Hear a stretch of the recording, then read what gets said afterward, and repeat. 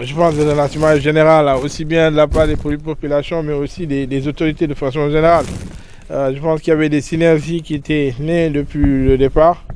mais malheureusement, on constate que toutes les mesures qui étaient prises, de lavage des mains, de sensibilisation, mais aussi peut-être dans la communication, parce que bon, c'est aujourd'hui que moi, il y a des délégués de quartier, quand je leur ai dit que vos quartiers sont des foyers, ils ne le savaient pas. Donc je pense qu'il est important de tenir souvent ces rencontres-là pour indiquer aux uns et aux autres que faites attention, dans votre quartier, dans votre voisinage, il y a des clusters qui se sont formés, de manière à permettre d'abord nous, en tant que service de la commune, d'intervenir pour essayer de faire de la prophylaxie, de saupoudrer, mais aussi le voisinage, de faire attention et que les gens prennent conscience du fait que la maladie est là et qu'elle est bien présente. Je pense que la communication est importante et c'est cela qui nous a validé les résultats dans un premier temps, parce quand on a su, d'ailleurs quelqu'un a donné l'exemple, quand on a su qu'il y avait des cas à Diabir, donc tout le monde, même quand on avait des besoins là-bas, on avait tendance à ne pas y aller, c'était même le cas. Donc il faut, je pense, que les gens sentent que le danger est là. Tant que les gens sont dans une relative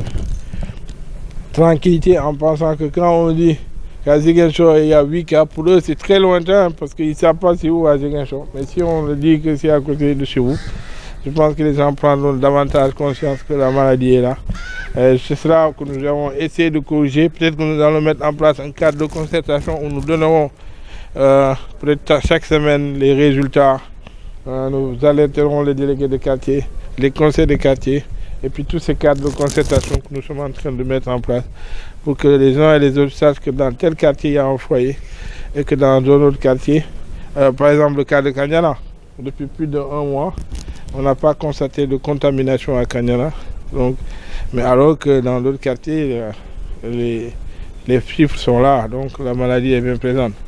Mais de façon générale, nous avons en tout cas sonné l'alerte et puis ressonné la mobilisation pour que toutes ces synergies convergent. C'est vrai que la sensibilisation est là. Demain, avec les services de l'État, bien entendu, la même discussion va se poursuivre pour que, à côté de la sensibilisation et de la prophylaxie, mais aussi qu'il y ait la répression. Parce que je pense que des mesures ont été édictées et il faut que celles-là soient respectées. Parce qu'il est hors de question qu'une minorité de personnes qui ne respectent pas les mesures qui sont édictées, il est hors de question que cette minorité mette en danger l'écrasante majorité des gens qui sont conscients de l'existence de cette maladie. Et donc il est important que la répression puisse s'abattre sur celles qui sont dans le déni, qui pensent que la maladie n'existe pas et qui malheureusement se retrouvent dans toutes les couches de la population, parce que en écoutant les imams, il y a encore, ou entre certains guides religieux, il se trouve encore qu'il y en a certains qui pensent que cette maladie n'existe pas.